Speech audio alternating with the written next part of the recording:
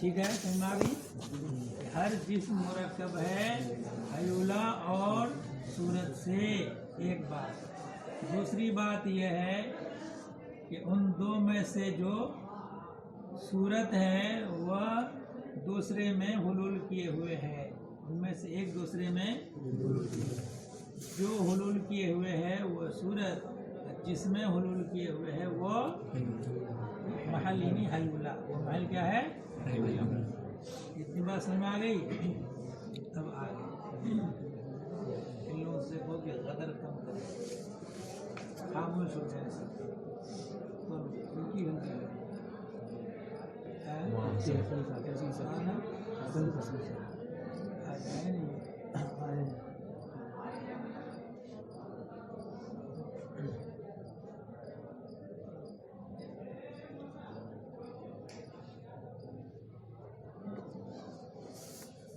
تو اس فصل میں یہ بتائیں گے کہ صورت جسمیہ حیولہ سے خالی ہو کر نہیں پائی جاتی۔ کوئی ایسی صورت نہیں ہے کہ یہاں صورت جسمیہ ہو اور حیولہ نہ ہو، ٹھیک ہے نا؟ اور اگلی فصل میں یہ ثابت کریں گے کہ کوئی ایسی صورت نہیں ہے کہ حیولہ ہو اور وہاں صورت جسمیہ نہ ہو، ٹھیک ہے نا؟ اس فصل میں کہ صورت جسمیہ حیولہ سے خالی ہو کر نہیں پائی جاتی ہے، بات سمجھ آ گئی؟ فصل ہے اس بارے میں کہ ان صورت الجسمیۃ لا تتجرد عن الحیولہ، کہ صورت جسمیہ حیولہ سے خالی ہو کر نہیں پائی جاتی، لأنہا اس لیے کہ وہ سے مراد لا وجدت بذاتها، اگر اپنی ذات کے اعتبار سے پالی جائے بدون حلولها فی الحیولہ، حیولہ میں حلول ہوئے بغیر، اگر اپنی ذات کے اعتبار سے حیولہ میں حلول ہوئے بغیر پالی جائے، اگر پالی جائے، ٹھیک ہے نا؟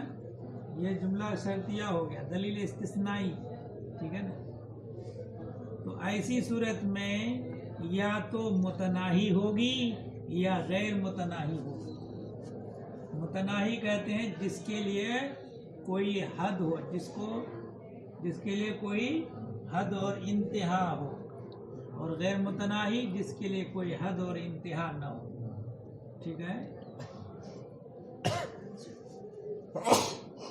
تو اگر صورت جسمیہ حیولہ سے خالی ہو کر پائی جائے تو یا تو وہ متناہی ہوگی یا غیر متناہی ہوگی، دو ہی صورت ہے۔ لا سبیل الی الثانی، ثانی باطل، ثانی کی طرف کوئی راستہ نہیں، ثانی کیا؟ غیر متناہی، غیر متناہی ہونا باطل۔ یہ تو دعویٰ ہوا غیر متناہی ہونا باطل، اس پر دلیل دیں گے نا؟ اس لیے کہ تمام اجسام ہیں متناہی، تمام اجسام، اور اجسام ہی میں ہوتی ہے صورت جسمیہ، مطلب تمام اجسام متناہی تو صورت جسمیہ متناہی۔ اب یہ دعویٰ کہ تمام اجسام متناہی کیسے ہے، اس پر دلیل دیجئے، ٹھیک ہے؟ یہ اس دلیل کا نام ہے برہان سلمی، ٹھیک ہے؟ یہ کاغذ لیا ہو۔ متناہی کس کو بتایا؟ جس کی کوئی حد اور انتہا نہ ہو، الٹا ہو، اور غیر متناہی جس کی حد اور انتہا نہ ہو، ٹھیک ہے؟ دوسری بات، مثلث جانتے ہو نا، کس کو کہتے ہیں مثلث؟ تربوج، تین کونا والا، ٹھیک ہے نا؟ یہ مثلث۔ اب جو ہے ایک نقطہ لے لو، رکھ دیا، وہاں سے دو ساق مثلث کے دو ساق یعنی دو لکیریں ہیں اسی، ٹھیک ہے نا، اوپر والے سے کوئی بحث نہیں، دونوں سائڈ سے اس نقطہ سے دونوں سائڈ دو لکیریں لے جاؤ، ٹھیک ہے،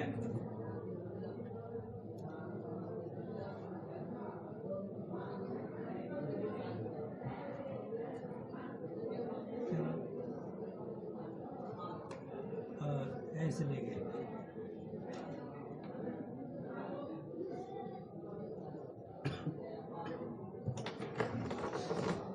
دعویٰ یہ ہے کہ ہر جسم غیر متناہی ہے، ہر جسم متناہی ہے، اس لیے کہ اگر یہ صحیح نہیں، اگر ہر جسم متناہی نہ ہو تو کیا لازم آئے گا کہ بعضی اجسام غیر متناہی ہوں، بعض اجسام غیر متناہی، جب بعض اجسام غیر متناہی ہوں گے تو ان غیر متناہی اجسام کے اندر طول عرض عمق ہوگا، وہ بھی غیر متناہی ہوگا۔ جب جسم غیر متناہی ہے، اتنا بڑا ہے کہ جس کی کوئی انتہائی نہیں ہو، تو اس کے اندر جو طول عرض عمق ہے وہ بھی ہوگا غیر متناہی، تبھی تو جسم غیر متناہی ہوگا، ٹھیک ہے۔ کہتے ہیں کہ یہ ابعاد کوئی کسی بھی بعد کا غیر متناہی ہونا باطل، بعد کا غیر متناہی ہونا باطل۔ جب بعد کا غیر متناہی ہونا باطل تو جسم کے اندر جو ابعاد ثلاثہ ہوتے ہیں طول عرض عمق، تو ان ابعاد ثلاثہ کا غیر متناہی ہونا باطل، اور جب ابعاد ثلاثہ کا غیر متناہی ہونا باطل تو جسم کا غیر متناہی ہونا باطل، ٹھیک ہے، بات کلیئر ہے۔ اب اس دلیل میں یہ ثابت کریں گے کہ کوئی بعد غیر متناہی ہوتا ہی نہیں ہے، کوئی بعد غیر متناہی ہوتا ہی نہیں۔ کیسے کہ ایک مبدا سے نکلیں دو خط، دو امتداد اس طرح نکلیں کہ گویا کہ کسی ایک مثلث کے دو ساق ہیں، مثلث کے دو ساق ہیں، تو جب جو ہی وہ دونوں بعد جو مثلث کے دو ساق ہیں بڑھتے جائیں گے تو یہاں جو دوری تھی اتنی تھی، اس سے وہاں بڑھے تو اتنی ہو گئی، زیادہ ہو گئی کہ کم؟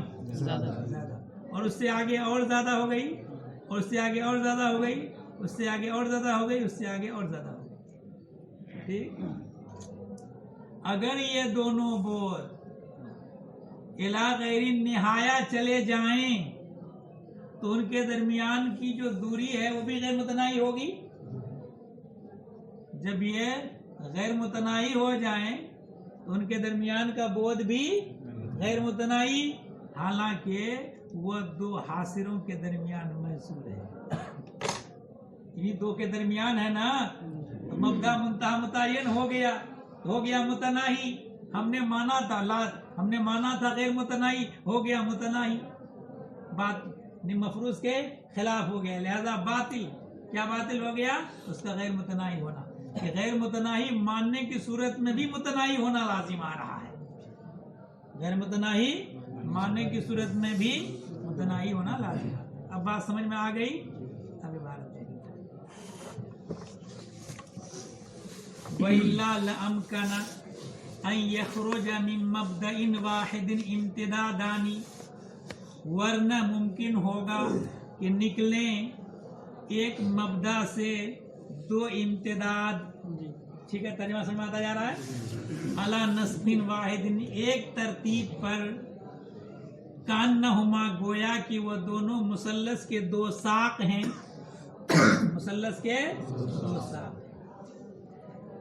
فَكُلَّمَا كَانَا أَعْظَمَ، جب یہ دونوں بعد بڑے ہوتے جائیں گے، کان البعد بینہما ازید، تو ان کے درمیان کا بعد بھی بڑھتا جائے گا، فَلَوْ امْتَدَّا إِلَى غَيْرِ النِّہَایَةِ، جب وہ دونوں بعد بڑھتے بڑھتے ممتد ہو جائیں غیر نہایہ تک، تو ان کے درمیان کا بعد بھی غیر متناہی ہوگا، ان کے درمیان کا بعد بھی غیر متناہی، مع کونہ محصورا بین حاصرین، باوجود حالانکہ وہ دو حاصلوں کے درمیان، دو گھیرنے والوں کے درمیان محصور ہے، مبدا منتہا متعین ہے، تو پھر یہی صورت میں ہذا خلف، یہ خلاف مفروض ہم نے فرض کیا تھا غیر متناہی، ہو گیا متناہی، ٹھیک ہے، ہم نے فرض کیا تھا غیر متناہی اور ہو گیا متناہی۔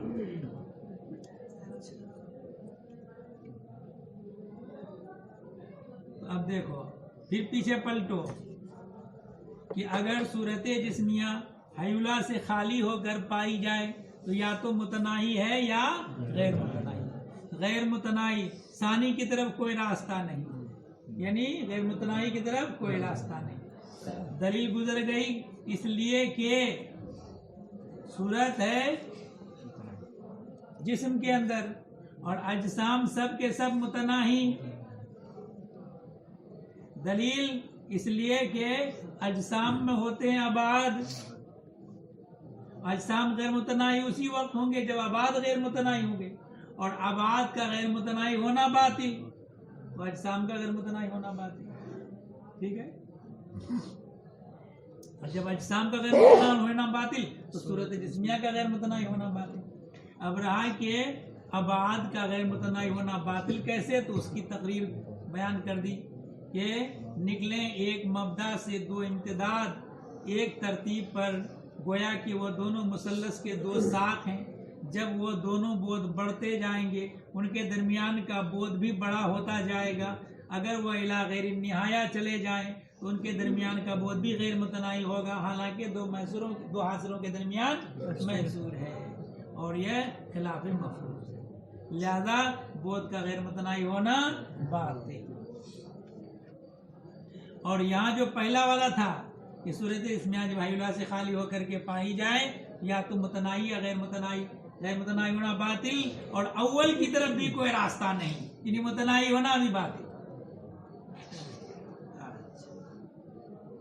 ابھی آگے متناہی ہونے کے ابطال پر دلیل بعد میں، پہلے دلیل شروع میں یہ سمجھ لو کہ جب صورت جسمیہ حیولہ سے خالی ہو کر پائی جائے تو ایسی صورت میں یا تو متناہی ہوگی یا غیر متناہی، غیر متناہی ہونا بھی باطل، متناہی ہونا بھی باطل، تو ثابت ہو گیا کہ صورت جسمیہ کا حیولہ سے خالی ہونا باطل نہیں۔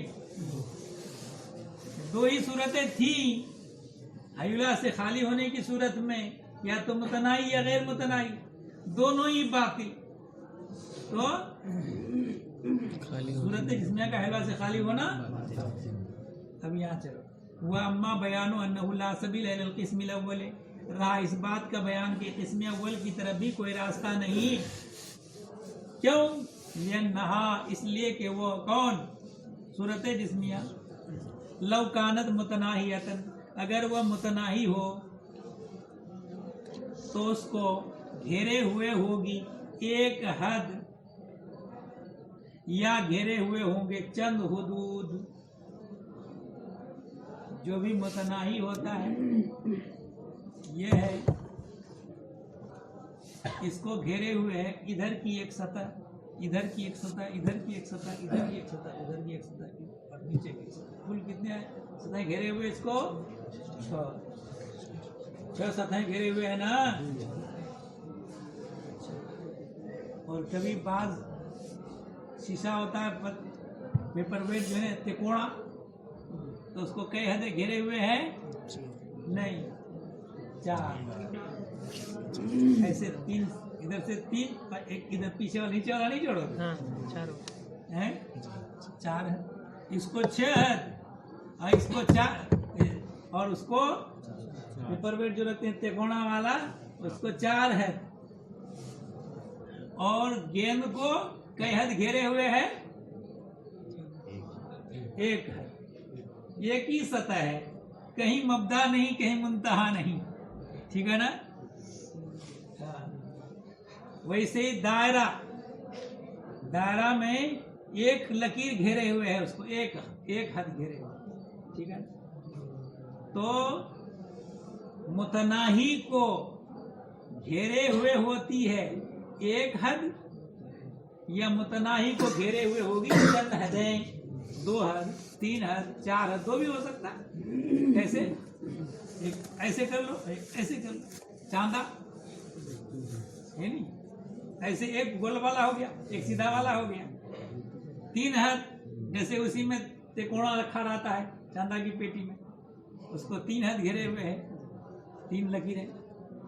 تو کسی بھی متناہی کو گھیرے ہوئے ہوگی 1 حد یا 2 حد یا 3 حد یا اس سے زیادہ کی تو کوئی انتہا ہی نہیں ہے نا.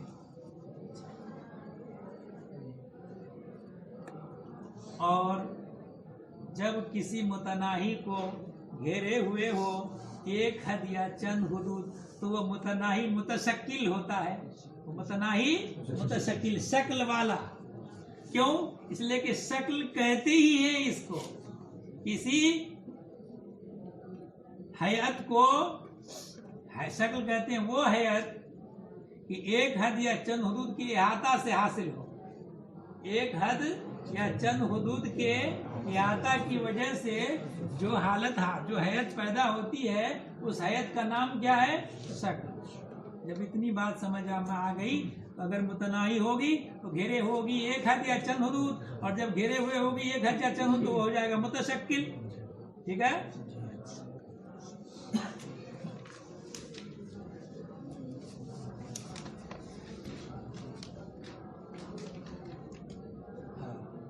اور یہ چند حدود کس کے گھیرے ہوئے، کس کو گھیرے ہوتی؟ مقدار کو، یعنی جسم تعلیمی کو یا سطح کو یا خط کو. ٹھیک ہے. 1 حد یا چند حدود گھیرے ہوئے ہیں یا تو جسم تعلیمی کو یا سطح وغیرہ کو. اب وہ شکل اس کے اندر صورت جسمیہ کے اندر جو وہ شکل ہے، اس کے اندر جو شکل ہے وہ شکل یا تو صورت جسمیہ ہونے کی وجہ سے ہے، صورت جسمیہ ہونے کی وجہ سے، جسمیت کی وجہ سے، بذات جسمیت کی وجہ سے. تو کہا کہ اور یہ محال ہے اگر وہ شکل، اس کی شکل اگر جسم ہونے کی وجہ سے ہے تو یہ بھی جسم ہے، اس کے اندر بھی یہی شکل ہونا چاہیے. نہیں، اگر جسم ہونے کی وجہ سے اگر یہ شکل ہے تو ہر جسم میں ایک ہی شکل ہونا چاہیے کہ ہر جسم کے اندر جسم ہونا موجود ہے.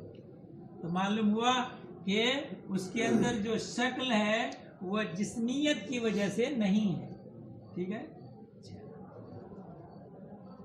فذالک شکل اما یکون للجسمیت، وہ شکل یا تو جسمیت کی وجہ سے لذاتھا، اور یہ ہے محال، ورنہ سارے اجسام ایک ہی شکل سے متشکل ہو جاتے.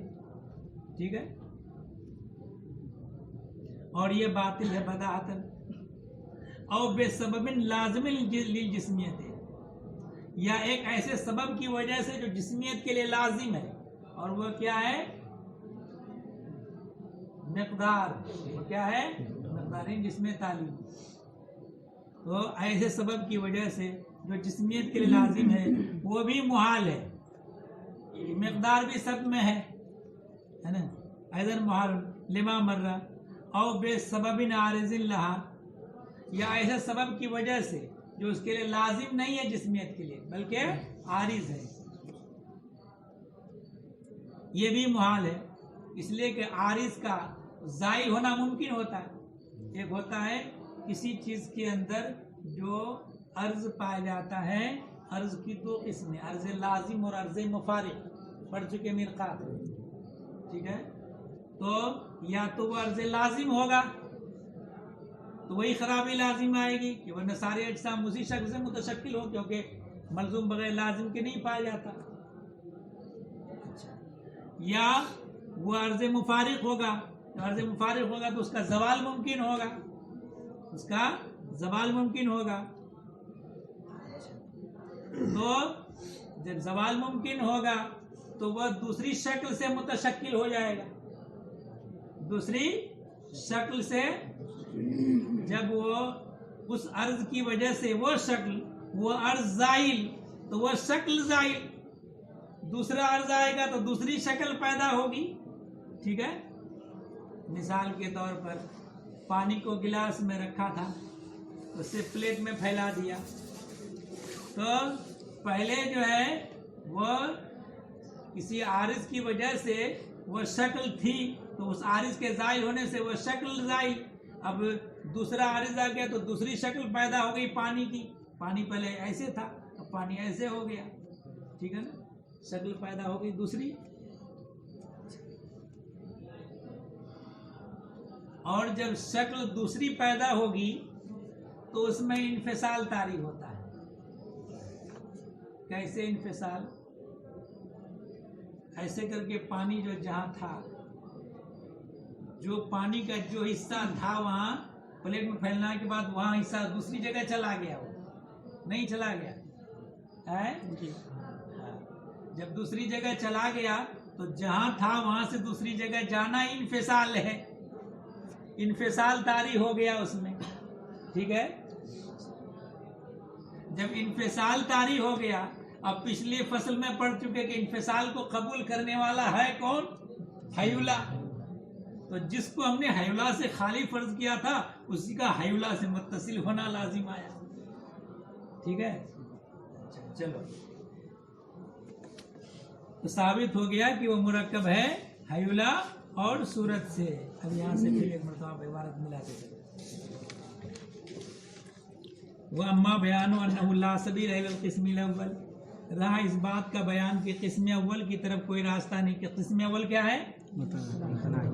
صورت اسمیہ کا حیولہ سے خالی ہو کر متناہی ہونا، لِأَنَّهَا لَوْ كَانَتْ مُتَنَاهِيَةً، اس لیے کہ اگر وہ متناہیہ ہو تو گھیرے ہوئے ہوگی اس کو ایک حد یا چند حدود، تو وہ ہو جائے گی متشکل، اس لیے کہ شکل نام ہے اس حیت کا کہ جو حاصل ہو ایک حد یا چند حدود کے مقدار کو احاطہ کرنے کی وجہ سے، مقدار کو احاطہ کرنے کی وجہ سے، وہ شکل یا تو جسمیت کی وجہ سے ہے لذاتها، یہ محال ہے، ورنہ سارے اجسام ایک ہی شکل سے متشکل ہوتے، یا ایسے سبب کی وجہ سے جو جسمیت کے لیے لازم ہے یہ بھی محال ہے، اسی دلیل سے پھر بھی لازم آئے گا کہ ایک تمام اجسام ایک ہی شکل سے متشکل، کیونکہ لازم جسمیت ہے تو جسمیت لازم کے بغیر وہ جسمیت پائی نہیں جائے گی، ٹھیک ہے نا۔ اچھا، تو جب وہ جسمیت ہے ہر جگہ تو پھر ہر جگہ وہی شکل ہوگی۔ اور بے سبب عارض، یا ایک ایسے سبب کی وجہ سے جو اس کو عارض ہے، اور یہ بھی محال ہے، ورنہ اس عارض کا زائل ہونا ممکن ہوگا۔ جب زائل ہونا ممکن ہوگا تو ممکن ہوگا کہ وہ تتشکل صورت بے شکل آخر، کہ وہ صورت دوسری شکل میں متشکل ہو جائے، دوسری شکل اختیار کر لے، اور دوسری شکل اختیار کرے گی وہ صورت تو ہو جائے گی انفصال کا قابل، انفصال کا قابل۔ اور ہر وہ جو انفصال کو قبول کرتا ہے وہ مرکب حیولہ اور صورت سے، تو صورت جو ہم نے حیولہ سے خالی فرض کیا تھا وہ حیولہ سے مقارن ہونا لازم آیا، اور یہ خلاف مفروض ہو گیا۔ ہم نے فرض کیا تھا حیولہ سے خالی ہے اور لازم آیا کہ وہ حیولہ سے متصل ہے، اور جب خلاف مفروض لازم آیا تو معلوم ہوا کہ وہ باطل ہے۔ کیا باطل ہے؟ صورت کا متناہی ہونا، صورت کا متناہی ہونے کی وجہ سے لازم، متناہی ہونے کے بعد وہ کیا ہو گیا کہ حیولہ سے مقارن ہونا لازم آیا، ہم نے پہلے فرض کیا اس کا حیولہ سے خالی، ٹھیک ہے۔ چلو اب یہ یاد کر کے لے کے آؤ، ٹھیک ہے، سمجھ شریف میں آ گیا ہے، کچھ کسر تو نہیں ہے اس میں؟ چند حدودوں سے متشکل ہو تو اس کی حدت زیادہ، چند حدود، جیسے یہ سطح فرض کر لیجئے، اس کو ایک حد یہ گھیرے ہوئے ایک لکیر، ایک لکیر یہ، ایک لکیر یہ، ایک لکیر، یہ چند حدود نے اس سطح کو گھیر رکھا ہے۔ زیادہ حد کی مقدار تو کوئی مقدار نہیں، غیر متناہی،